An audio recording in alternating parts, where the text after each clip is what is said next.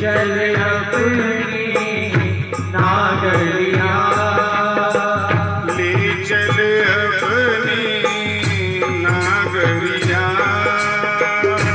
ले चल अपनी नागरिया।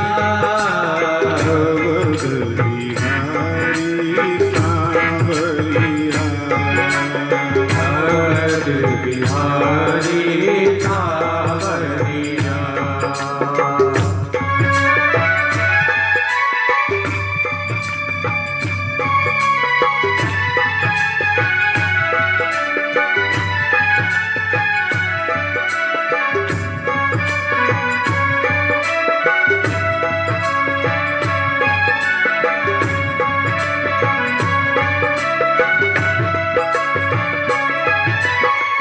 सरजू के तीर अयोध्या नगरी,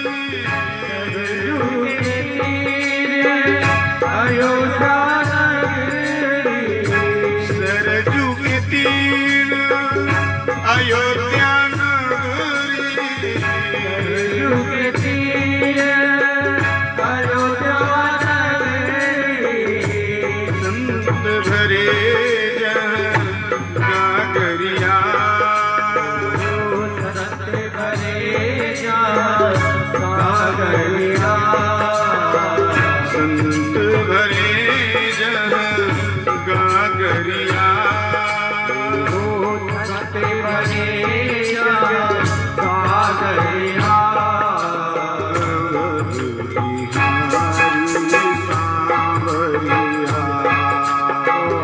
अवध बिहारी सांवरिया, अवध बिहारी सांवरिया। ले चल अपनी नागरिया,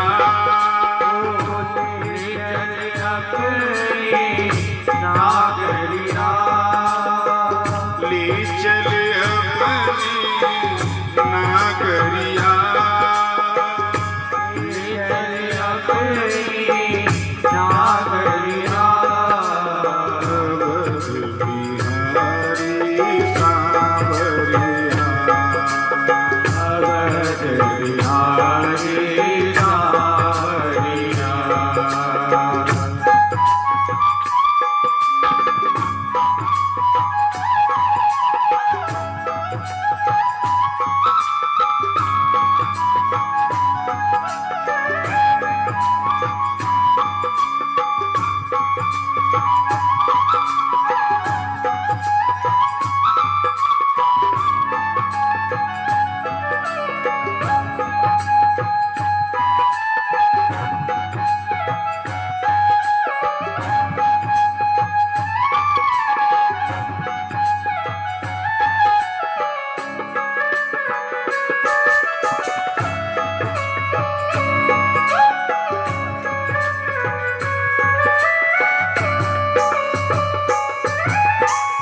कनक भवन सिया रघुपति जाकी, जनक भवन दिया रघुपति जाकी, कनक भवन सिया रघुपति जाकी, जनक भवन दिया रघुपति जाकी। देख भई में बाबरिया, तेर बई में बाबरिया, देख भई में बाबरिया, तेर बई में बाबरिया। अवध बिहारी सांवरिया, अवध बिहारी सांवरिया। ले चल अपनी नागरिया, ले चल अपनी नागरिया, ले चल अपनी नागरिया, ले चल अपनी नागरिया। अवध बिहारी सांवरिया।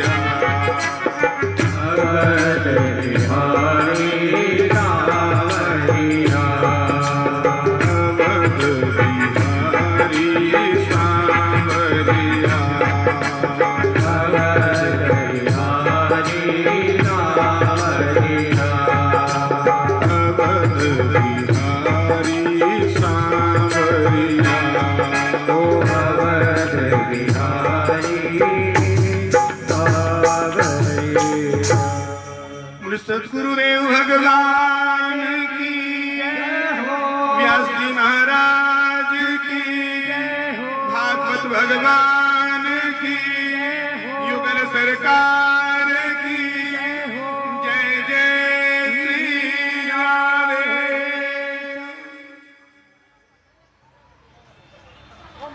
आइए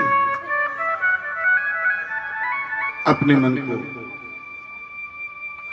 श्री जी के चरणों में अर्पण करते हुए तृतीय दिवस की पावन कथा में हम प्रवेश करते हैं। कल की कथा में आप सभी ने भगवान की बड़ी ही मंगलमयी कथाओं का रसस्वादन किया। आइए हम सभी मिलकर के उसी पवित्र भूमि पर चलते हैं जहां पर राजर्षि परीक्षित को गुरुदेव इस श्रीमद् भागवत कथा का रसस्वादन करवा रहे हैं। गुरुदेव कहते हैं, राजन, मनु महाराज के 5 संतान हुई।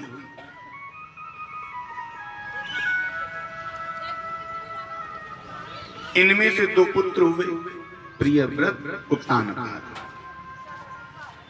और इनके जो पुत्र हुए उत्तानपाद, उत्तानपाद किसे कहते हैं? उत्तानपाद का अर्थ होता है उत ऊर्ध्व पादो यश उत्तानपाद, अर्थात जिसके ये पैर ऊपर हो, सर नीचे हो, उसे कहते हैं उत्तानपाद। और उत्तानपाद इस जीव को ही कहा गया है, क्योंकि ये जीव जब मां के गर्भ में होता है, थोड़ा सा बेस बढ़ाना, तो इसके पैर ऊपर होते हैं और सर इसका नीचे होता है। तो असल में आप और हम सबके सब उत्तानपाद हैं। उत्तानपाद महाराज की एक पत्नी है, इसका नाम है सुनीति। सुनीति किसे कहते हैं? सुनीति का अर्थ होता है सु यानी सुंदर और नीति यानी नीति। जिसकी सुंदर नीति है, श्रेष्ठ नीति है, जो भगवत संबंधी कार्य करती है, जो शास्त्र संबंधी कार्य करती है, उसे कहते हैं सुनीति। हर प्रकार का सुख है वहां, किसी बात की कोई दुख नहीं है। दुख एक छोटा सा है कि कोई संतान नहीं है। एक दिन राजा उत्तानपाद कहीं घूमने के लिए गए और वहां पर इन्होंने एक राजा की बेटी को देख लिया। राजा की बेटी को जब इन्होंने देखा तो इनका मन उसकी तरफ आकर्षित हो गया। इसका नाम है सुरुचि। सुरुचि किसे कहते हैं? स्व कहते हैं स्वयं को, और रुचि कहते हैं इच्छा को। जो मन में आया वो कर लिया। जो शास्त्र की नीतियों की खंडना करती है उससे कहते हैं स्वरुचि। राजा उत्तानपाद ने कहा, देवी हम तुमसे विवाह करना चाहते हैं। सुरुचि ने कहा, हम तुमसे विवाह तो कर लेंगे, लेकिन हमारी एक शर्त है। क्या? कि हमारे गर्भ से जो पुत्र उत्पन्न होगा वही राजा बनेगा।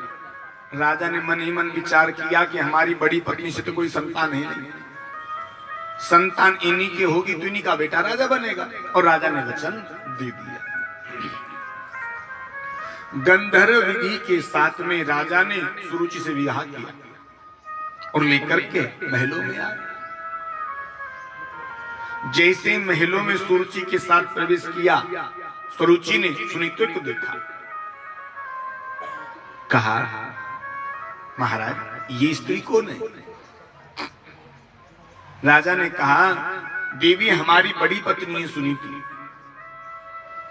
सुरुचि कहने लगी, देखो महाराज, यदि ये इन महलों में रहेगी तो फिर हम नहीं रहने वाले। तो ये आपको निर्णय करना है कि आप किनको रखना चाहते हैं। राजा का मन छोटी पत्नी की तरफ ज्यादा आकर्षित था। सुरुचि के कहने पर राजा ने सुनीति जैसी पत्नी का आज त्याग कर दिया। और जब सुनीति का महलों से त्याग किया गया था, उस समय सुनीति गर्भवती थी। अब सुनीति क्या करती? सुनीति सदगृहस्थ संतों के आश्रम पर जाती और वहीं पर खूब संत सेवा किया करती, गौ माता की सेवा किया करती, और यहीं पर एक छोटी सी पर्णकुटी बना करके रहने लगी। आज समय आने पर सुनीति के यहां से एक सुंदर पुत्र का जन्म हुआ है। इसका नाम संतों ने ध्रुव रखा। ध्रुव किसे कहते हैं? ध्रुव का अर्थ होता है अटल। जिसने अपने जीवन में दृढ़ निश्चय किया हो उसे हम ध्रुव कहते हैं।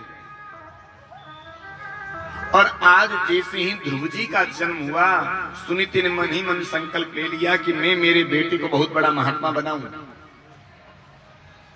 इतना बड़ा महात्मा मैं मेरे पुत्र को बनाऊंगी कि पूरी दुनिया में मेरे बेटे का नाम हो जाएगा। और हमने पूर्व में भी आपसे निवेदन किया था कि मां जैसा चाहे अपने बेटे को बना सकती है। मां के बाएं हाथ का खेल है, क्योंकि इस बालक की पहली गुरु मां होती है। ध्रुव जी जब थोड़े बड़े हुए तो सुनीति जब कथा सुनने के लिए जाती तो ध्रुव जी को भी संग में लेकर के जाती, स्वयं भी कथा को सुनती और ध्रुव को भी अपनी गोदी में बिठाकर कथा को सुनवाया करती। कथा सुनते सुनते काफी समय बीत गया और आज सुनीति जब कथा सुनकर के लौट रही थी, संतों ने रोक दिया। बेटा, हम आ रहे हैं, हम तुम्हारी सेवा से बहुत प्रसन्न हैं और हम तुम्हें वरदान देना चाहते हैं, वरदान मांगो। सुनीति ने हाथ जोड़ लिए, कहा भगवान, आप जैसे संतों के मुख से भगवान की ये कथा हमें श्रवण करने के लिए मिल जाती है, इसके अलावा और हम क्या मांगे? हमें कुछ नहीं चाहिए। नहीं नहीं बेटा, हम तुम्हें प्रसन्न होकर ही कुछ देना चाहते हैं, तुम जो भी हमसे मांगना चाहो मांग सकती हो।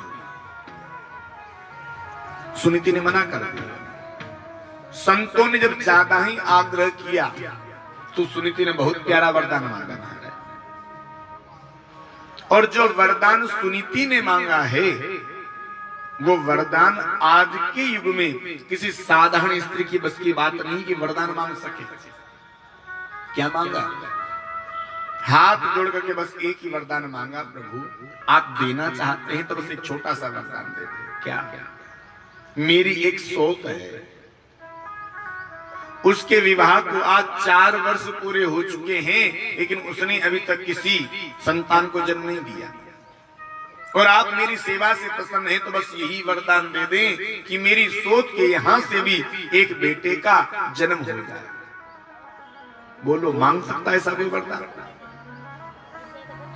जैसे सुनीति ने यह वरदान मांगा, संतों के नेत्र नम हो गए। संत कहने लगे, अरे बेटा तू किस मिट्टी की बनी?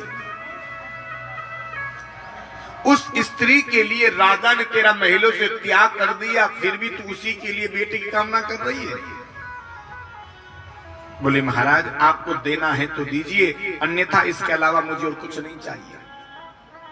संतों ने कहा, बेटा जाओ, हम तुम्हें आशीर्वाद देते हैं कि तुम्हारी सोच के यहां से तो बेटा अवश्य जन्म लेकर के आएगा, लेकिन तुम्हारी गोद में जो ये बेटा है ये बहुत बड़ा विद्वान बनेगा और इतना बड़ा विद्वान तेरा पुत्र होगा कि पूरी दुनिया में तेरे बेटे का नाम हो जाएगा। संतों ने आशीर्वाद कर दिया और समय आने पर सुनीति के इस वचन के स्वरूप, वरदान के स्वरूप सुरुचि के यहां से भी एक बेटे का जन्म हुआ। इसका नाम उत्तम रखा गया। आज महलों में बड़े सुंदर उत्सव हो रहे थे, गाजे बाजे बज रहे थे, सेनाइयां बज रही थी, ढोल बज रहे थे। ध्रुव जी ने जैसे इस उत्सव के विषय में सुना, सोचने लगे अरे चल करके देखे तो सही उत्सव कैसा है। छोटा सा बालक बाल चपलता बस दौड़ पड़ा, जाकर के क्या देखा कि पिता उत्तान पात ने छोटे भाई उत्तम को अपनी गोदी में बिठा रखा है। ध्रुव जी ने सोचा ये भी तो मेरे पिता हैं और इनकी गोदी में मैं भी तो बैठ सकता हूं, क्या इनकी गोदी में बैठने का मुझे कोई अधिकार नहीं है। जैसे ही यह सोच करके आगे बढ़े और देखो उत्तान पात भी ध्रुव जी को अपनी गोदी में लेना चाहते हैं, लेकिन सामने छोटी पत्नी बैठी थी, इशारा कर दिया सुनो गोदी में ले मत लेना, तुमने इसे गोदी में ले लिया तो मुझसे बुरा और कोई दूसरा नहीं होगा। राजा अपनी पत्नी की वजह से अपने ही बेटे को गोदी में नहीं ले पा रहे। ध्रुव जी ने सोचा ये मुझे गोदी में नहीं ले सकते तो क्या हुआ, मैं तो इनकी गोदी में जाकर के बैठ सकता हूं। और ध्रुव जी महाराज जैसे ही गोदी में बैठने के लिए आगे बढ़े, सामने छोटी माता सुरुचि बैठी थी। सुरुचि ने ध्रुव जी का हाथ पकड़ा और हाथ पकड़ करके नीचे फेंक दिया। ध्रुव जी तो लंबी लंबी सांसें लेने लगे, कहने लगे मैया क्या हुआ, क्या ये मेरे पिता नहीं है, या इस गद्दी पर बैठने का मुझे कोई अधिकार नहीं है। सुरुचि कहने लगी अरे ये तेरे पिता जरूर है पर मैं तेरी मां नहीं हूं, और इस गद्दी पर बैठने के लिए जितना इनका पिता होना आवश्यक है उससे कहीं ज्यादा मेरा मां होना आवश्यक है। अरे तूने उस दुर्भागा स्त्री के गर्भ से जन्म लिया है, इसीलिए तुझे ये गद्दी बैठने के लिए नहीं मिली। हाँ यदि मेरे गर्भ से जन्म लेकर के आता तो तुझे ये गद्दी बैठने के लिए अवश्य मिलती।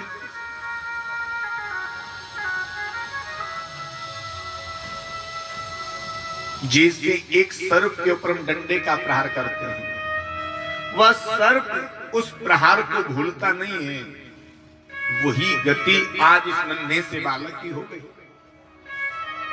सुरुचि ने कहा अरे इतना ही शौक तुझे गद्दी पर बैठने का है तो सीधा यहां से जंगल चला जा और जंगल में जाकर के भगवान की तपस्या कर। भगवान तेरी तपस्या से प्रसन्न हो जाएं और वरदान मांगने के लिए भी तुझसे कह दे तो बस एक ही वरदान मांगना, क्या प्रभु मेरा अगला जन्म जब भी हो तो केवल माता सुरुचि के गर्भ से मेरा जन्म होना चाहिए, और जब तू मेरे गर्भ से जन्म लेकर के आएगा तो तुझे राजगद्दी अवश्य बैठने के लिए मिलेगी। छोटा सा नन्हा सा बालक रोता हुआ दौड़ करके आज अपनी माता सुनीति के यहाँ गया। सुनीति ने जैसे अपने बेटे को रोते हुए देखा, सब काम को छोड़ करके आई और अपने बेटे को गोदी से लगा लिया। कहने लगी बेटा क्या हुआ, अरे पुत्र बता तो सही किसने तुझसे क्या कह दिया। छोटा सा बालक रुदन की वजह से कंठ अवरुद्ध हो चुका है, वाणी मुख से बाहर नहीं निकल रही। ध्रुव जी ने साहस करके कहा मैया क्या मैं तेरा बेटा नहीं हूं, या महाराज उत्तान पात मेरे पिता नहीं है। मैया अरे ऐसे कौन से दिव्य गुण माता सुरुचि में विद्यमान हैं कि जिन गुणों की वजह से माता सुरुचि ने तेरा अपमान कर दिया। मैया मैंने तेरे गर्भ से यदि जन्म लिया है ना तो मैं छोटी माता के एक एक शब्द का बदला लेकर के मानूंगा। मैया छोटी माँ मुझसे कहती है कि तुझे इस गद्दी पर बैठने का यदि शौक है तो सीधा जंगल में जा और जंगल में जाकर के भगवान की तपस्या कर। मैया क्या मैंने तेरे गर्भ से जन्म लेकर कोई गलती कर दी, आज के युग की कोई साधारण स्त्री यदि रही होती तो लड़ने के लिए पहुंच गई होती। धन्य है माता सुनीति। माता सुनीति ने आज सुरुचि की प्रत्येक बात का समर्थन किया। कहा बेटा, तेरी छोटी मां ने तुझसे जो भी कहा कुछ गलत नहीं कहा, बिल्कुल सही कहा। बेटा वाकई तूने मेरे गर्भ से जन्म लेकर के गलती कर दी, और पुत्र एक गलती नहीं करी, तूने मेरे गर्भ से जन्म लेकर के दो दो गलती कर दी।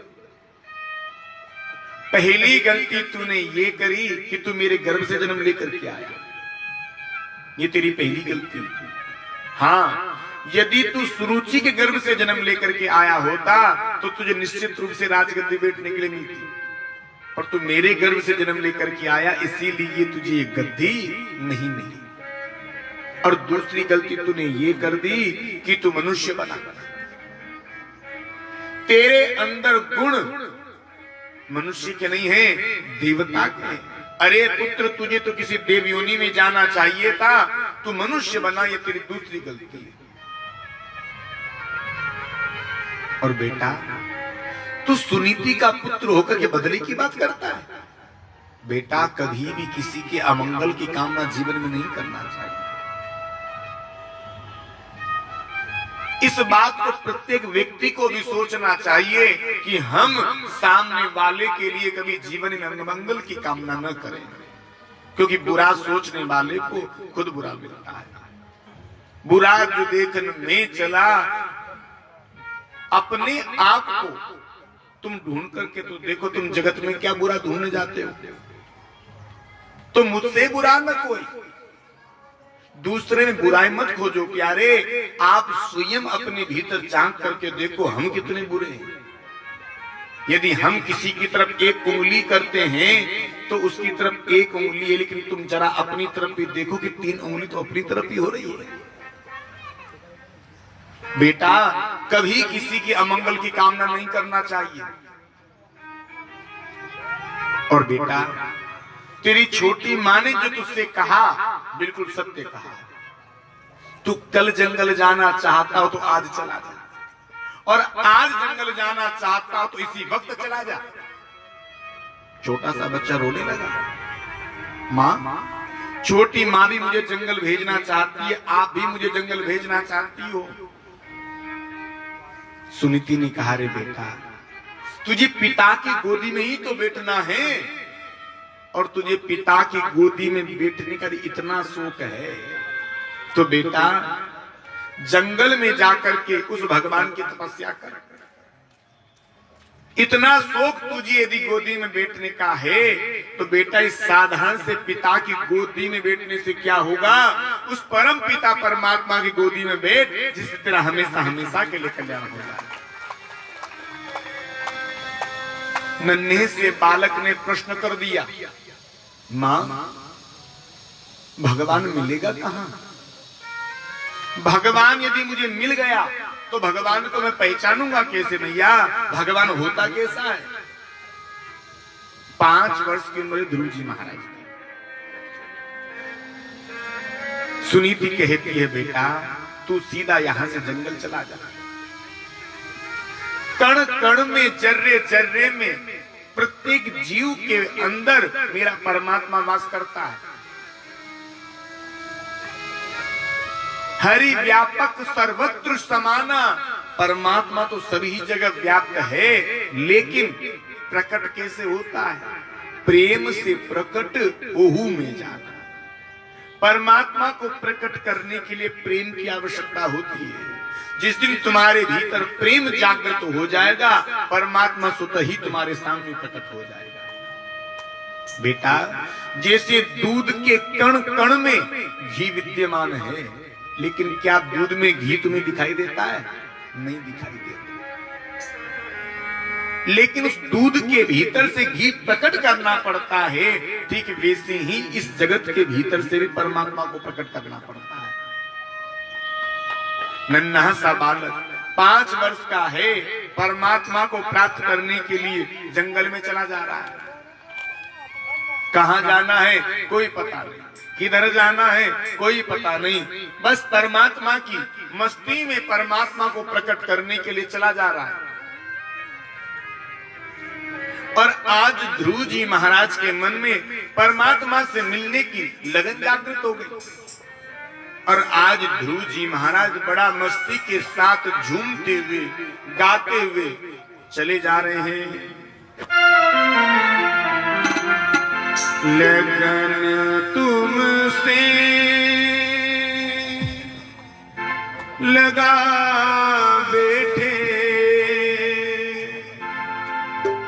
जो होगा देखा जाएगा। लगन तुमसे लगा बैठे, लगन तुमसे लगा बैठे जो होगा देखा जाएगा। लगन तुमसे लगा बैठे जो होगा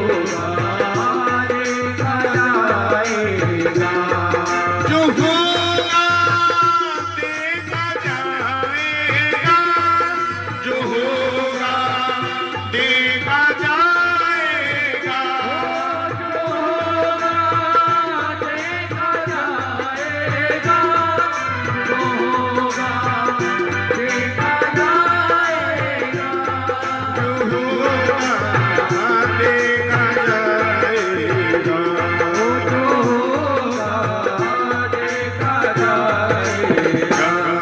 तुम्हें अपना बना बैठे, अपना बना बैठे जो होगा देखा जाएगा। तुम्हें अपना बना बैठे जो होगा देखा जाएगा।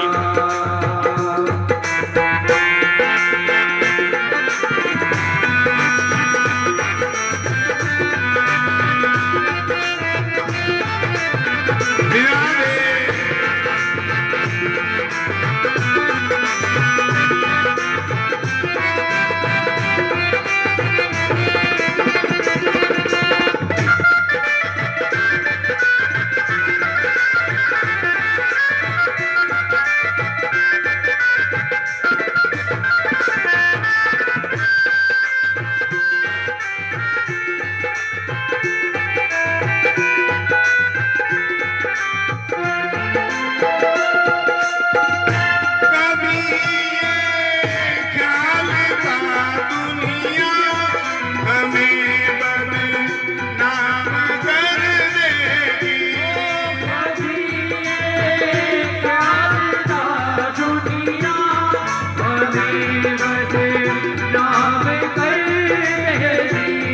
कभी ये ख्याल था दुनिया हमें बदनाम कर देगी। कभी ये ख्याल था दुनिया हमें बदनाम कर देगी। हमें बदनाम कर देगी।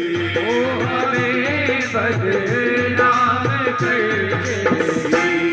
लो अब पर्दा उठा बैठे, लो अब पर्दा उठा बैठे जो होगा देखा जाएगा। लो अब पर्दा उठा बैठे जो होगा देखा जाएगा।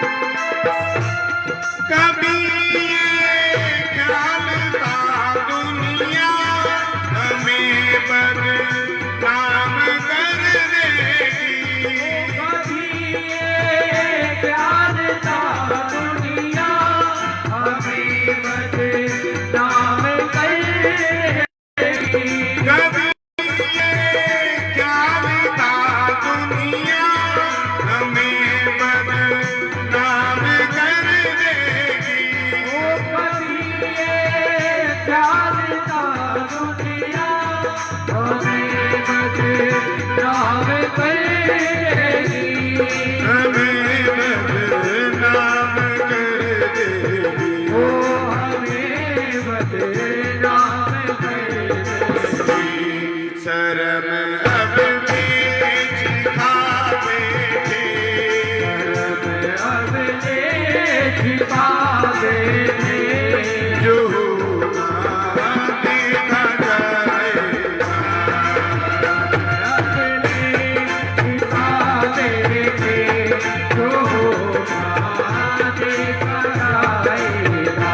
हरि बोल।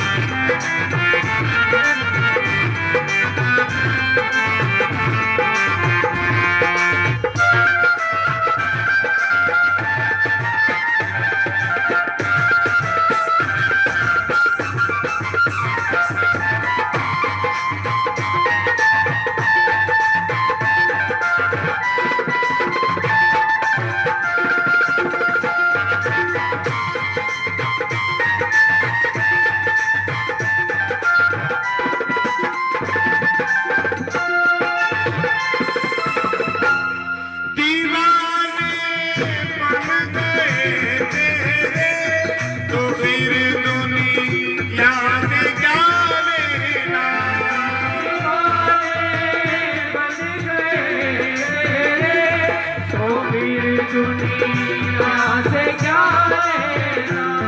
दीवाने बन गए तेरे, तो फिर दुनिया से क्या लेना। ओ दीवाने बन गए तेरे, तो फिर दुनिया से क्या लेना। तो फिर दुनिया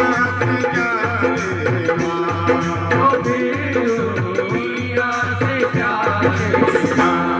तेरे चरणों में आ बैठे, तेरे चरणों में आ बैठे।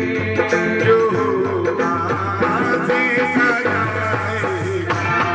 तेरे चरणों में आ बैठे, जो होगा देखा जाएगा।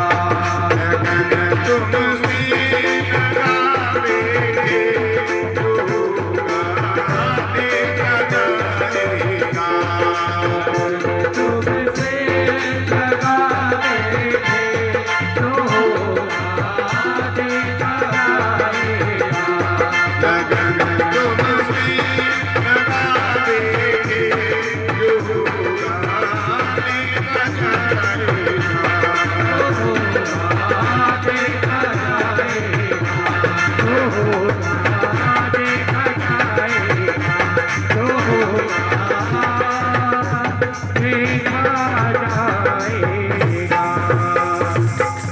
बोले भगवत्सल भगवान की जय हो। ध्रुव जी महाराज भगवान को प्राप्त करने के लिए जंगल में चले जा रहे हैं। जब ध्रुव जी जंगल में जा रहे थे तो देवर्षि नारद ने विचार किया, ये छोटा सा नन्हा सा बालक भगवान को प्रकट करने के लिए जंगल में जा रहा है। इसकी परीक्षा तो लेकर के देखूं कि ये बालक कितना अपनी वचन पर अड़िग रहने वाला है। तो देवर्षि नारद इस बालक की परीक्षा लेने के लिए आ गए। जैसे छोटे से बालक ने सामने एक संत को देखा, देखते ही महाराज साष्टांग दंडवत लेट करके प्रणाम कर दिया। देवर्षि नारद ने देखा कि बालक की पहली सीढ़ी मजबूत, बालक की पहली सीढ़ी मजबूत है कि बालक संत को देख करके प्रणाम करता है। देवर्षि नारद ने पूछा, बेटा क्या नाम है? नन्हे से बालक ने कहा, बाबा ध्रुव। किसके पुत्र हो? उत्तानपाद के।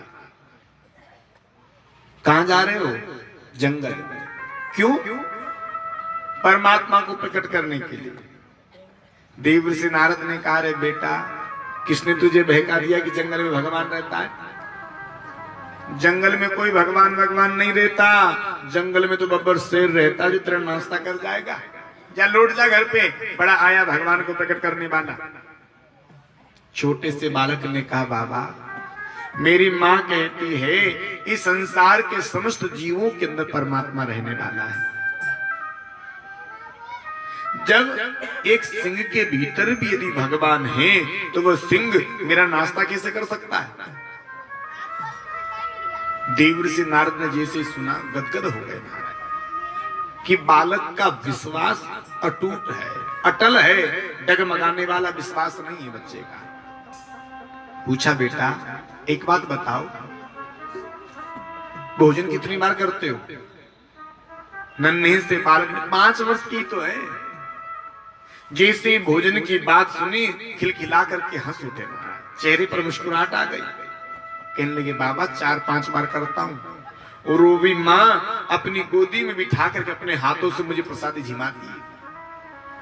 देवर्षि ने कहा, बेटा जब ही तो कह रहा हूं कि जंगल में कौन सी तेरी माँ बैठी है तुझे प्रसादी झिमा देगी। जा लौट जा घर पे, बड़ो आयो भगवान को प्रकट कर दे बारो। छोटे से बालक ने कहा, बाबा जब मैं मेरी माँ के साथ कथा में सत्संग में जाया करता था ना, तो मैंने सत्संग में बड़ी सुंदर एक बात सुनी है। क्या? जब दांत नहीं तब दूध दियो। इस बालक का जब जन्म होता है तो इस बालक के मुंह में एक भी दांत नहीं आता। जब इस बालक के मुंह में दांत नहीं होता ना, तो भगवान ने मां के स्तनों में कितने सुंदर दूध की व्यवस्था कर दी। मेरा बालक जब भी दूध पिए बिल्कुल ताजा दूध पिए। और मान लो भगवान मां के स्तनों में दूध की व्यवस्था नहीं करता जी, तो मां बाजार से दूध लेकर के आती, मोल का दूध लेकर के आती, तो वह दूध फट भी सकता था, ढुल भी सकता था, उस दूध को बिल्ली भी तो पी सकती थी। और ऐसा यदि हो जाता तो भगवान का बालक तो भूखों मर जाता। इसलिए मेरे प्रभु ने इतनी सुंदर मां के स्तन में दूध की व्यवस्था करी, मेरा बालक जब भी दूध पिए बिल्कुल ताजा दूध पिए। जब दांत नहीं तब दूध दियो, अब दांत दिए तो अन्न हुदइए। अब दांत दिए हैं ना, तो अन्न की व्यवस्था भी वो करेगा। उसकी सबकी परवाह है। जल में, थल में, पशु पक्षिन में, सबकी सुध ले तब मेरी हुलैये। अरे वो सबकी परवाह करता है। वो प्रभु सबको भूखा उठाता जरूर है, पर भूखा किसी को सुलाता नहीं है मेरे प्यारे।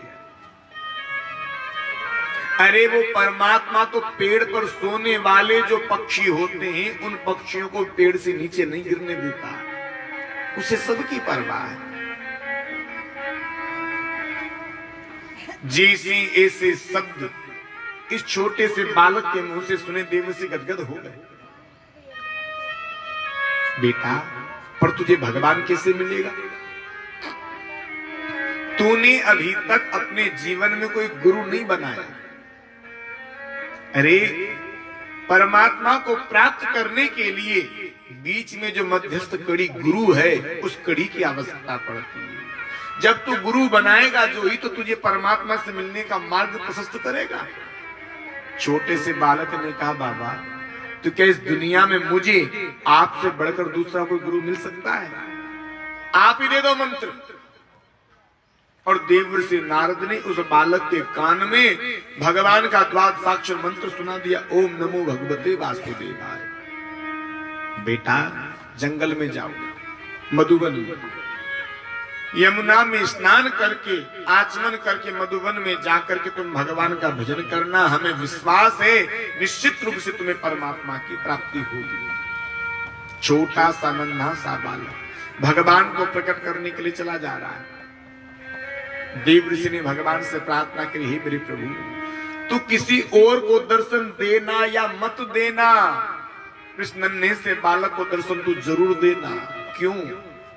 क्योंकि तुमने इस बालक को दर्शन नहीं दिए तो इस बालक का विश्वास टूट जाएगा। और नन्हा सा बालक गया, यमुना में स्नान किया, मधुवन में जाकर के एक पेड़ के ऊपर खड़े हो गए और पहले महीने जब भगवान की भक्ति करी तो किस प्रकार से भगवान की भक्ति कर रहे हैं? लिखा है, तीरा प्रांते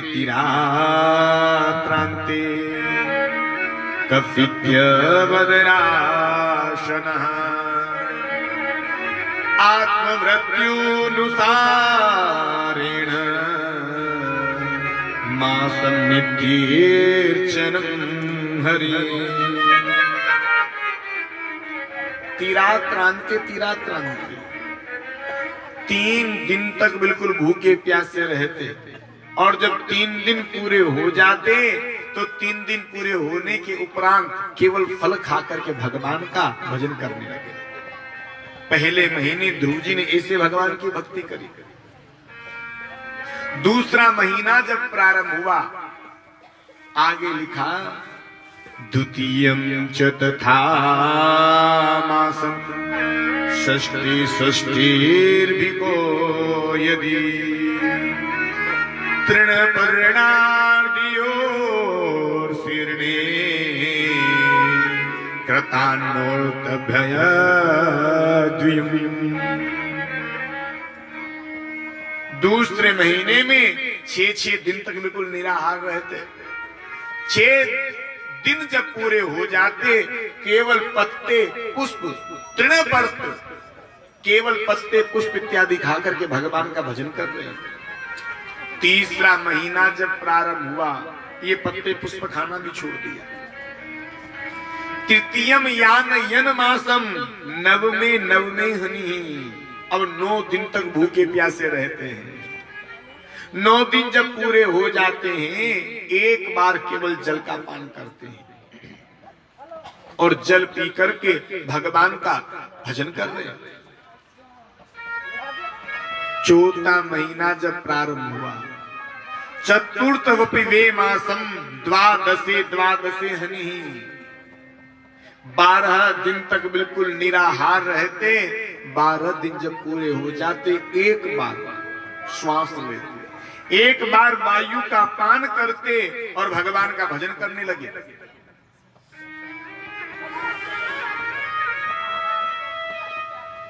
पांचवा महीना जब प्रारंभ हुआ, पंचमे मास नु प्राप्ति जितः श्वासो नृपात्मज, 5वें महीने में इस छोटे से बालक ने अपने श्वास को जीत लिया और जैसे ही श्वास को जीता, आज समस्त देवी देवताओं को श्वास लेने में तकलीफ होने लगी। सारे के सारे देवता इकट्ठे होकर के आज भगवान नारायण के पास पहुंचे। भगवान से कहा, प्रभु अरे आपका इतना कौन सा बड़ा भक्त आ गया जो आपकी भक्ति में लगा हुआ है? अरे आप जाओ, उस बालक को दर्शन क्यों नहीं देते? भगवान ने कहा, क्या कहते, मैं उस बालक को दर्शन देने के लिए जाऊं? अरे एक नन्हा सा बालक है जो मेरी भक्ति में लगा हुआ है और तुम कहते हो कि मैं इस बालक को दर्शन देने के लिए जाऊं? नहीं जाऊंगा। क्यों? क्योंकि वो छोटा सा बालक तो मेरी भक्ति में इतना आगे बढ़ गया है, इतना आगे वह बालक बढ़ गया है कि मैं उसे दर्शन देने के लिए नहीं, बल्कि मैं स्वयं चलकर उस बालक के दर्शन करने के लिए। भगवान भी आज ध्रुव जी का दर्शन करने के लिए आए हैं। 5 वर्ष की उम्र में इस नन्हे से बालक ने पूर्ण ब्रह्म परमात्मा को प्रकट कर लिया। भगवान सामने खड़े हैं, कह रहे बेटा आंख खोलो। बालक आंख नहीं खोलता। क्यों? जो झांकी ध्रुव जी के सामने खड़ी है ना, वही झांकी ध्रुव जी के हृदय में भी दिख रही है। अब जिसे सर्वस्व ही अपने भीतर मिल जाएगा वो बाहर क्यों भटकेगा भाई? भगवान ने विचार किया, बताओ मेरी जरा सी झलक प्राप्त करने के लिए बड़े बड़े संत महात्मा अमलात्मा विमलात्मा योगी जन संत जन विद्वत जन विद्वत जन हजारों वर्ष तक तपस्या करते हैं, फिर भी मेरा दर्शन होगा कि नहीं होगा कोई नहीं जानता, और मैं इस बालक के सामने प्रकट हो गया, फिर भी बालक आंख नहीं खोलता। भगवान ने आंख बंद करके देखा, ओहो आंख क्यों खोलेगा, इस झांकी का दर्शन जो अपने हृदय में कर रहा है। भगवान ने योग माया के माध्यम से झांकी को दृश्य कर दिया। जैसे वह झांकी अदृश्य हुई, जैसे जल के बिना एक मछली तड़पती है, वही गति आज नन्हे से बालक की हो गई। तड़फड़ा करके जैसे आंखों को खोला, सामने भगवान का दर्शन हो गया। बोले भक्त वत्सल भगवान की हो। भगवान ने कहा, बेटा वरदान मांगो। अब छोटा सा नन्हा सा बालक है, ना तो कोई मंत्र जानता, ना कोई दोहा जानता, ना कोई चौपाई जानता, ना कोई श्लोक जानता, कुछ भी तो नहीं जानता। लेकिन जा पर कृपा राम की हुई, वा पर कृपा करहि सब कोई। जिसके ऊपर मेरे प्रभु की कृपा हो जाए, उसे फिर दुनिया वालों की कृपा की आवश्यकता नहीं पड़ती। आज मेरे गोविंद ने अपना शंख लिया और ध्रुव जी के गालों से शंख स्पर्श करवा दिया। जैसे शंख भगवान ने लगाया, चारों वेद 4 शास्त्र 18 पुराणों का ज्ञान इस नन्हे से बालक के भीतर समाहित हो गया। सारा ज्ञान इस बालक के भीतर समाहित हो गया महाराज। और अब तक ये बालक अनभिज्ञ था, कोई श्लोक नहीं जानता, कोई दोहा नहीं जानता था, कोई चौपाई नहीं जानता था, और आज सब कुछ जानने लग गया। परमात्मा जिसको चाहे राजा बना सकता है, और परमात्मा जिसको चाहे रंक बना सकता है। परमात्मा के बाएं हाथ का खेल है प्यारे। एक राजा ने अपनी भरी सभा में प्रश्न कर दिया, भैया एक बात बताओ, भगवान क्या करता है? कोई नहीं बता पाया भगवान क्या करता है। वहां से एक महात्मा निकल करके जा रहे थे। महात्मा ने पूछा, भैया क्या बात है, किसी सभा जमी है? बोले, राजा ने प्रश्न किया है कि भगवान क्या करता है, जो बता देगा उसको पुरस्कार दिया जाएगा। महात्मा ने कहा, बस इतनी सी बात, चलो हम बता देंगे इतना सा। अब महात्मा जैसे ही राजा के दरबार में पहुंचा, महात्मा ने राजा को 3 बार सर झुका करके प्रणाम किया। राजा ने उस महात्मा से वही प्रश्न पूछा, बताओ भैया भगवान क्या करता है? महात्मा ने कहा, हम बता देंगे भगवान क्या करता है, पर पहले आप ये सुने कि प्रश्न करने वाला जमी पर बैठता है और उत्तर देने वाला गद्दी पर बैठता है। तो जहां आप बैठे हुए उस गद्दी पर मुझे बिठाओ, और जहां मैं खड़ा हूं वहां आप आकर के खड़े हो, तब बताऊंगा भगवान क्या करता है। राजा ने कहा, एक फकीर होकर के राजगद्दी पर बैठने का ख्वाब देखता है? मंत्री ने कहा, महाराज देखो, यदि आपको जानना है कि भगवान क्या करता है तो आपको उसको गद्दी पर बिठाना पड़ेगा। राजा ने कहा, ठीक है। राजा ने उस फकीर को, उस संत को अपने राज सिंहासन पर बिठा दिया। राजा सामने खड़ा हो गया। ध्यान से सुनना।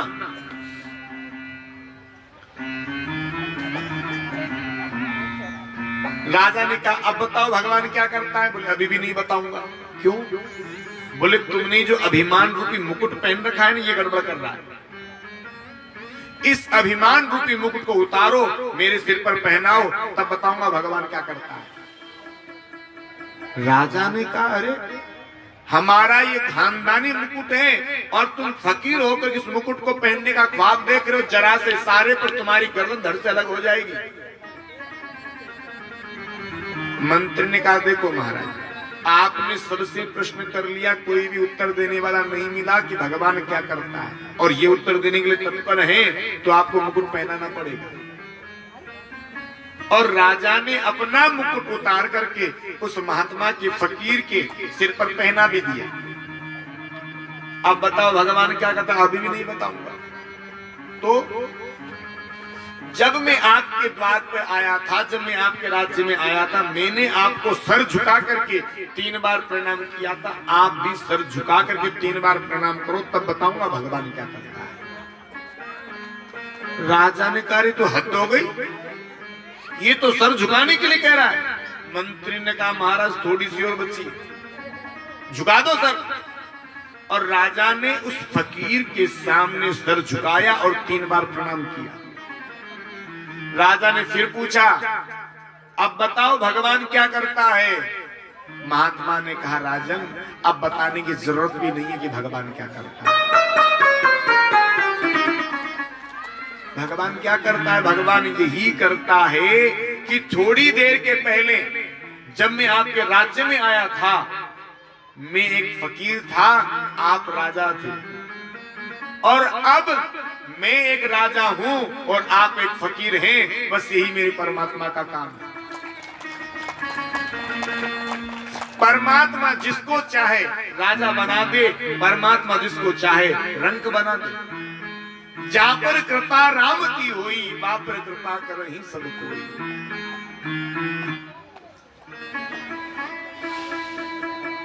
और ध्रुव जी के ऊपर परमात्मा की कृपा हो गई महाराज। ध्रुव जी ने बड़ी सुंदर भगवान की आज स्तुति गाई। योन्त प्रविश्य ममाम इमां प्रसुप्ता संजीवय शस्त्रशक्तिधर स्वधाम्ना अन्यास्तहस्तचरण श्रवण त्वगादीन प्राणा नमो भगवते पुरुषाय तुभ्य। बड़ी सुंदर ध्रुव जी महाराज ने भगवान की स्तुति गाई। भगवान ने कहा बेटा वरदान मांगो। ध्रुव जी ने कहा प्रभु केवल आपके चरणों की भक्ति मुझे मिलती रहे और मुझे कुछ नहीं चाहिए। अब आप लोगों को तो पता है ना कि भगवान की तपस्या करने क्यों गए थे ध्रुव जी महाराज, गद्दी पर बैठने के लिए कामना थी। भगवान ने कहा बेटा मेरी भक्ति तो तुझे सहजता से मिलेगी और तुम कुछ मांगना चाहो तो मांगो। भगवान ने ध्रुव जी को आशीर्वाद दिया, बेटा जाओ हम तुम्हें आशीर्वाद देते हैं कि 36,000 वर्ष तक तुम इस पृथ्वी का राज्य भोगोगे, उसके बाद सीधे मेरी धाम को चले आओगे।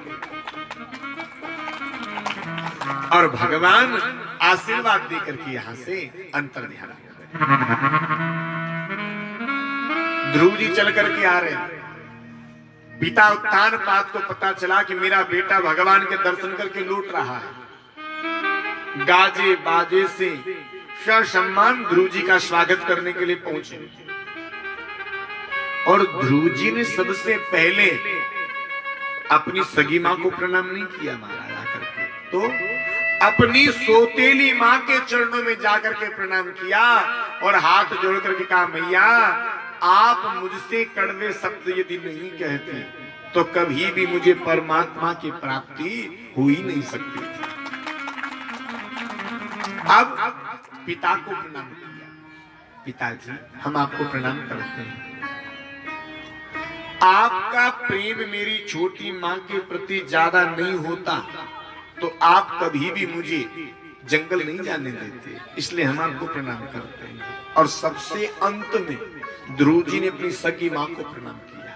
मां मैं परमात्मा से प्रार्थना करता हूं कि जैसी मां भगवान ने मुझे प्रदान करी है वैसी मां भगवान संसार के प्रत्येक प्राणी को प्रदान करे जो अपने बेटे को कम से कम भगवान से मिलने की प्रेरणा तो प्रदान करती है। सबसे अंत में अपनी मां को जाकर के प्रणाम किया।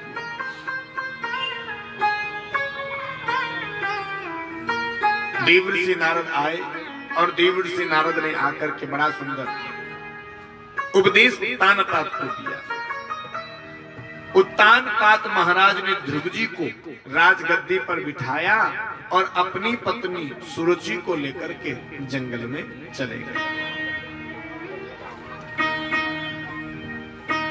ध्रुव जी का जो छोटा भाई है उत्तम, ये थोड़ा शरारती उद्दंडी। एक दिन यक्षों के बगीचे में चला गया और यक्षों के बगीचे को गुजारने लगा। यक्ष लोग आए, समझाया, महाराज ये आप क्या कर रहे हो? अरे हमारे कुबेर महाराज की विहार स्त्री है, वो यहाँ भ्रमण करने के लिए आते हैं, आप इसको क्यों उजाड़ते हो? ये तो झगड़ने लगा और इस झगड़े में इन यक्षों के हाथों उत्तम की मृत्यु हो गई। और ध्रुव जी महाराज को जब पता चला कि इन यक्षों ने मेरे भाई उत्तम को मार डाला, बिना विचार किए ध्रुव जी महाराज ने कई निरपराध यक्षों को मार डाला। परीक्षित ने कहा, गुरुदेव ध्रुव जी भगवान का दर्शन कर चुके हैं, फिर ध्रुव जी से इतना बड़ा अपराध क्यों हुआ? सुखदेव जी कहते हैं, राजन भगवान का दर्शन तो ध्रुव जी को हो गया, लेकिन सत्संग नहीं मिला। भगवान का दर्शन होना अलग वस्तु है और सत्संग मिलना अलग वस्तु है। ध्रुव जी को सत्संग अभी तक नहीं मिला था। अभी सत्संग कब मिलता है? जब भगवान की कृपा इस जीव के ऊपर होती है। बिना भगवान के इस मनुष्य को ये सत्संग नहीं मिल पाता। महाराज देखो बड़ा सुंदर गोस्वामी जी क्या लिखते हैं मानस में, बिन सत्संग विवेक न हो,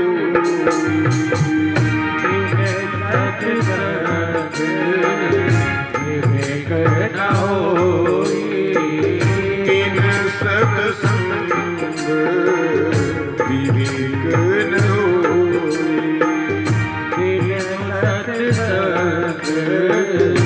विवेक न हो, बिन सत्संग विवेक न होई, सत्संग विवेक न होई, राम कृपा सुलभ न सोई, राम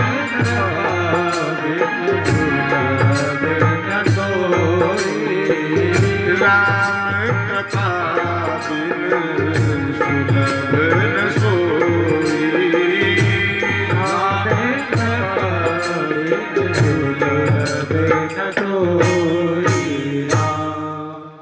बिन सत्संग विवेक न हो।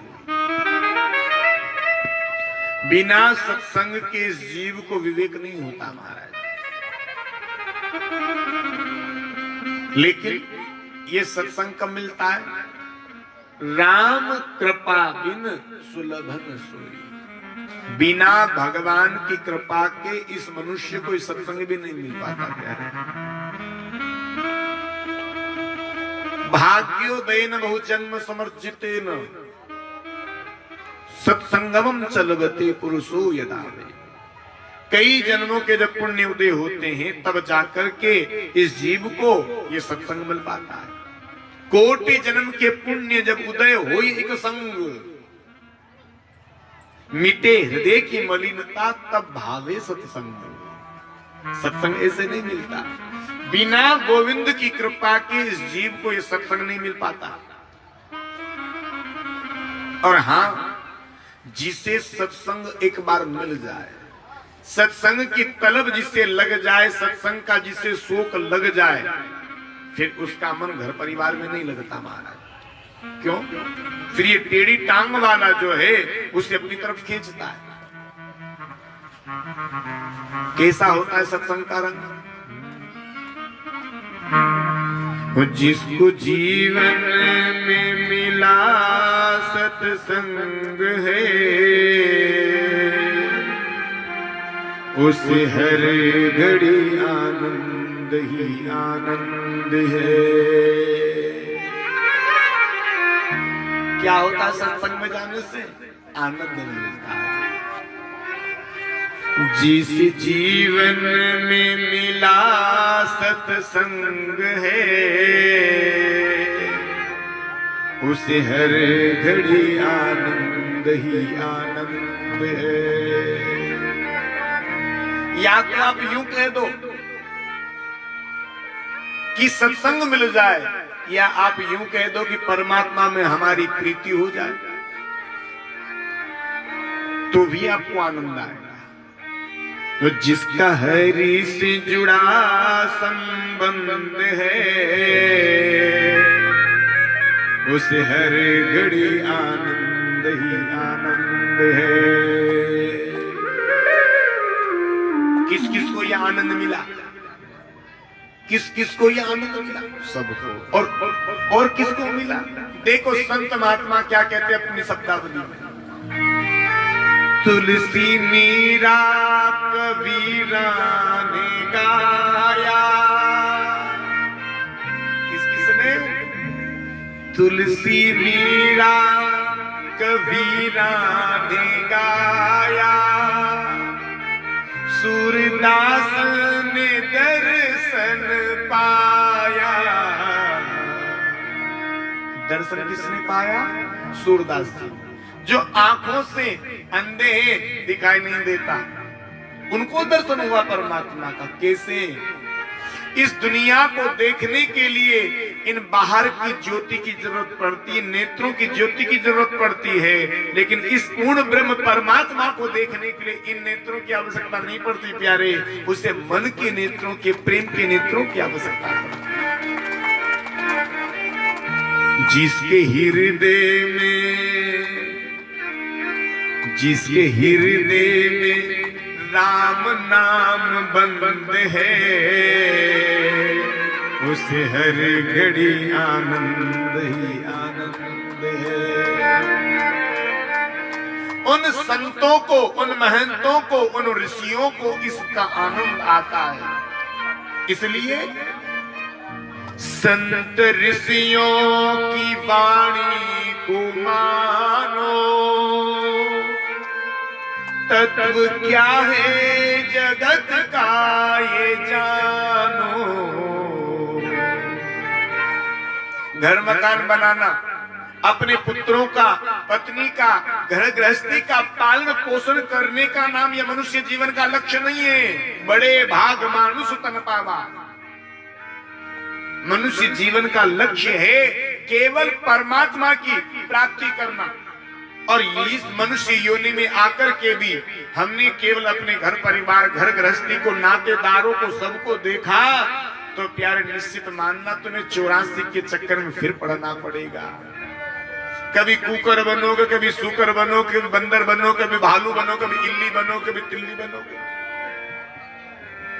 इन 84 लाख योनियों में आपको पुनः चक्कर काटना पड़ेगा। और इन चक्कर से भी बचना चाहते हो तो केवल भगवान का भजन प्रारंभ करो। संत ऋषियों की वाणी को मानो, सत्य क्या है जगत का ये जानो। और जिस दिन तुम्हें सत्य समझ में आ जाएगा, फिर क्या होगा? जिसका 84 से, और जिसका 84 से कट गया बंद है, उसे हर घड़ी आनंद ही आनंद है। और देखो, जो सत्संगी होते हैं, सत्संगियों का मन फिर कहीं नहीं लगता। कोई भगवत प्रेमी हो, कोई रसिक हो, और यहाँ कथा चले, बगल में घर रहे, उसका मन घर में नहीं लगता प्यार। ये मनीराम जो है ना, इस मनीराम को टेढ़ी टांग वाला खींचता, चल कथा में, चल कथा में, फिर घर में मन नहीं लगता। हाँ, जैसे वो गोपियां अपने संपूर्ण कार्यों को छोड़ करके पूर्ण ब्रह्म परमात्मा से मिलने के लिए चली गई थी। आपने रास की कथा सुनी होगी।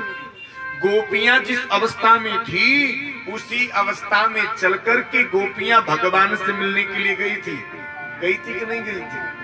तो मैयाओं, तुम भी गोपियों से कम नहीं हो। हाँ, आप भी गोपियां हो। कैसे? उन गोपियों ने जैसे अपने घर के कार्यों को छोड़ा, पतियों को छोड़ा, सास ससुर को छोड़ा, बच्चों को छोड़ा, आप भी तो वही हो। है? पता चला समय हो रहा 1 बज रही है, कुछ कपड़े धुले, ठीक है, धुल गए जो ढील गए, नहीं धुले जो शाम को आकर के धोएंगे। 4 रोटी जैसी तैसी मोटी पतली बनाई, छोड़ो बाकी शाम को बनाएंगे। बोलो हाँ जी कि ना जी? है? तो तुम्हारी गति भी तो प्यारे उन गोपियों की है। लेकिन हाँ, रसिक जो है वो ना तो स्वर्ग जाना चाहता है, ना बैकुंठ जाना चाहता है, ना भगवान के धाम की प्राप्ति करना चाहता है। उसको क्या चाहिए होता है?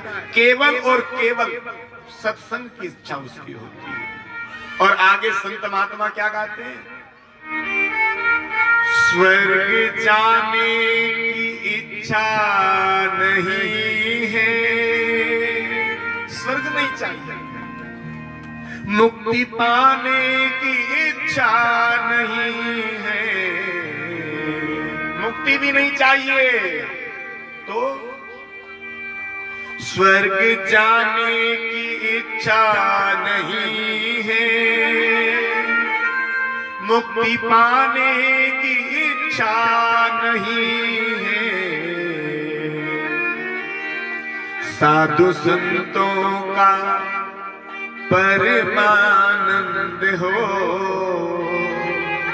साधु संतों का परमानंद है, उसे हर घड़ी आनंद ही आनंद है। जिसको जीवन में मिला सत्संग है, उसे हर घड़ी आनंद ही आनंद है। तो प्यारे, ये सत्संग ऐसा है, क्योंकि सत्संग का जो रंग है ना, इस टेढ़ी टांग वाले का जो रंग है, ये अपनी तरफ खींचता है। हाँ, ये काले का रंग ऐसा होता है। एक बात बताओ, जहां तक हम समझते हैं यहां से अधिकांश भक्त भगवान का दर्शन वृंदावन में जाकर के कर चुके हैं। कितने भक्त हैं जिन्होंने बिहारी जी का दर्शन किया वृंदावन में? जरा हाथ खड़े, सबने कर रखा। आप जब बिहारी जी का दर्शन करने गए होंगे तो आपने देखा होगा बांके बिहारी लाल का दर्शन कैसे करवाया जाता है। ये पर्दा लगाया, ये खोला, ये लगाया, ये खोला। क्यों? क्या कारण है? इसके पीछे बहुत बड़ी तत्व की बात है महाराज। क्योंकि वहां के जो गोसाई लोग हैं, वहां के जो पुजारी लोग हैं, वो बांके बिहारी के नेत्र से मिलने नहीं देते महाराज। क्यों? क्योंकि वो जानते हैं, क्योंकि इसके नेत्र यदि किसी से एक बार मिल गए फिर उसका उसके पास कुछ नहीं रह जाता। आपने देखा होगा, आपके बहुत से ऐसे मिलने जुलने वाली बहनें होंगी या जो माताएं होंगी, भाई लोग होंगे, जो प्रति पूर्णिमा को या एकादशी को गिरिराज बाबा की परिक्रमा करने के लिए जाते होंगे। आप उनकी मन की हृदय की भावना को समझने का प्रयास करना। जैसे जैसे एकादशी नजदीक आती है, जैसे जैसे पूनम नजदीक आती है, उनके हृदय में उथल पुथल प्रारंभ हो जाती है। कब एकादशी आए कब गिरिराज बाबा के जाए, कब एकादशी आए कब गिरिराज बाबा के जाए। 10 काम छोड़ करके भी गिरिराज बाबा के यहाँ दौड़ जाते हैं। ये खींचता टेढ़ी टांग वाला। एक बार बड़ी सुंदर संतों की एक धर्म गोष्ठी हुई। पहले धर्म गोष्ठियां हुआ करती थी जिसमें बड़े बड़े संत महंत विद्वान आया करते थे। यह धर्म गोष्ठी कहां हुई? वृंदावन। और सभी जगह के दूर दूर के संत महात्मा इस गोष्ठी में आए। काशी के एक सिद्ध संत भी इस धर्म गोष्ठी में आए। महंतों ने, संतों ने, महात्माओं ने विचार किया अभी समय है तो चलो जब तक बांके बिहारी का दर्शन करके आते हैं। सब चले गए। जितने भक्त, जितने महात्मा बांके बिहारी का दर्शन करने के लिए गए, केवल जो काशी से महात्मा आए थे ना, बस उसके नेत्र इस मुरली मनोहर से मिल गए। महाराज दर्शन किए, लौट करके आ गए। धर्म गोष्ठी हुई, काशी चले गए। 4 दिन हुए। मन कहता है बाबा हाँ वृंदावन चले। संत ने मन से कहा अरे भैया तू बड़ी गजब करता है, अभी तो 4 दिन नहीं बीते वृंदावन से आए हुए, तू कहता कि चलो वृंदावन। नहीं जाएंगे। संत हैं, संत तो महाराज मन से भी बात करते हैं। 10 दिन बीते, मन कहता है चले वृंदावन। महंत ने, संत ने कहा कि तुम वृंदावन जाएगा, फिर मुझसे जिद करेगा चलो वृंदावन।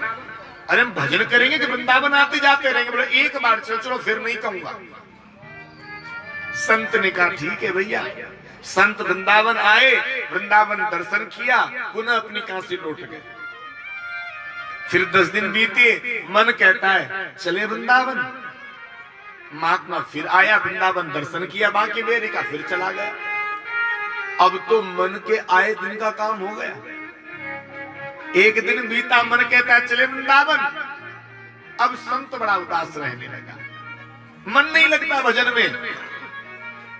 संत के किसी गुरु भाई ने पूछा क्या बात है तुम बड़े उदास रहते हो, भजन पूजन तो ठीक चल रहा है ना, क्या बात है, क्यों दुखी हो? संत ने कहा भैया लगता है अब मुझे काशी छोड़नी पड़ेगी। क्यों? क्योंकि मेरे नेत्र उस मुरली वाले से मिल गए, अब वो अपनी तरफ खींचता है, तो अब मुझे ऐसा लगने लगा है कि शायद मुझे काशी हमेशा हमेशा के लिए छोड़नी पड़ेगी। तो ये टेढ़ी टांग वाला तो ऐसा है महाराज, ये टेढ़ी टांग वाले से जिसके नेत्र एक बार मिल जाएंगे अपनी तरफ खींचता है।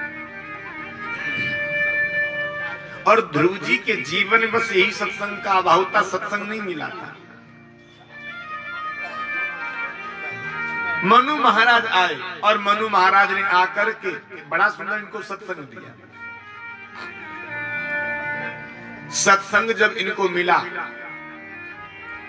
तो इतना मन में वैराग्य आ गया, उसी समय अपने घर परिवार को छोड़ा, अपने बेटे को गद्दी पर बिठाया, जंगल चले गए। जंगल में जाकर के भगवान का भजन करने लगे। भजन करते करते करते काफी समय बीत गया। आज भगवान के धाम से विमान आ गया। पार्षद ध्रुव जी के सामने हाथ जोड़े खड़े कह रहे हैं ध्रुव जी भगवान ने याद किया है। ध्रुव जी ने कह दिया रुको अभी चलते हैं। भगवान के पार्षद लेने के लिए खड़े हैं और ध्रुव जी क्या कह रहे हैं, रुको अभी चलते हैं। मान लो किसी की हम में से मृत्यु निकट आ जाए और हम यम के दूतों से कहें भैया 2 मिनट रुक जा, मैं मेरे बेटे को बता दूं मैंने कहां कहां धन छुपा रखा है, मेरी बहू को मैं व्यवस्था समझा दूं, मेरे जाने के बाद क्या क्या करना है, बोलो मिल सकता है तुम्हें 1 मिनट? बोलो तो सही, नहीं मिल सकता। हमें 1 मिनट नहीं 1 निमिष नहीं मिल सकता। लेकिन ध्रुव जी ने कह दिया आप रुको। दैनिक क्रिया नित्य क्रिया से निवृत्त हुए, जैसे विमान में बैठना चाहते थे सामने से मृत्यु प्रकट हो गई। पूछा कौन? ध्रुव जी ने। आप कौन है? बोले मृत्यु। कहां जा रही हो? बोले भगवान के धाम जा रहे हैं। मृत्यु ने कहा देखो आप चाहे स्वर्ग में जाओ चाहे नरक में जाओ, लेकिन आप जब तक मुझे स्वीकार नहीं करोगे, मृत्यु को स्वीकार करने का मतलब मरना, जब तक आप मुझे स्वीकार नहीं करोगे आप नहीं जा सकते, पहले आपको मरना पड़ेगा। क्योंकि जितना तुम्हें दिखाई दे रहा है ये सारा का सारा मेरा लोक है, यहां जो भी आया है उसे मरना पड़ेगा, इसका नाम मृत्यु लोक है। सवेरे भोजन बनाते हो शाम तक बिगड़ जाता है, जो भी आया है सबका मरना तय है, कोई भी नहीं रहने वाला महाराज। भगवान के पार्षदों ने इशारा किया, ध्रुव जी से को थोड़ा सर झुकाएं। मृत्यु ने सर झुकाया और ध्रुव जी महाराज ने मृत्यु के माथे पर पैर रखा और विमान में बैठ करके भगवान के धाम को चले गए। मृत्यु टुकुर टुकुर ध्रुव जी की तरफ देखती रह गई महाराज। ध्रुव जी महाराज ब्रह्मा की सृष्टि में पहले ऐसे जीव हैं जो सशरीर भगवान के धाम जा रहे हैं। यदि ध्रुव जी ने मृत्यु को भी जीता तो केवल सत्संग के बल पर जीता। सत्संग के प्रभाव से ध्रुव जी ने मृत्यु को भी जीत लिया। बोले भक्तवत्सल भगवान की। ध्रुव जी के वंश में आगे चल करके महाराज पृथु जिन्होंने 100 यज्ञ करने का संकल्प लिया, यज्ञ पर यज्ञ करते थे, 99 यज्ञ कर चुके थे। इंद्र को चिंता हो गई कि इनके 100 यज्ञ पूरे हो गए तो फिर मेरा क्या होगा, मैं कहां जाऊंगा। 99 यज्ञ में ही यज्ञ पशु का हरण करके ले गए, लेकिन भगवान को कुछ और मंजूर था। भगवान 99 यज्ञ में दर्शन दे दिए। कहा वरदान मांगो, क्या मांगते हो। राजा पृथु ने बड़ा सुंदर वरदान मांगा हाथ जोड़ करके, प्रभु इन 2 कानों से जब मैं आपकी कथा सुनता हूं तो मुझे तृप्ति नहीं मिलती, तो आप मुझे 10,000 कान प्रदान कर दे ताकि मैं आपकी अधिक से अधिक कथा को सुन सकूं। भगवान ने ध्रुव जी की इन 2 कानों के भीतर ही 10,000 कानों की श्रवण शक्ति प्रदान करी। इसी वंश में चल करके आगे प्राचीन वरी हुई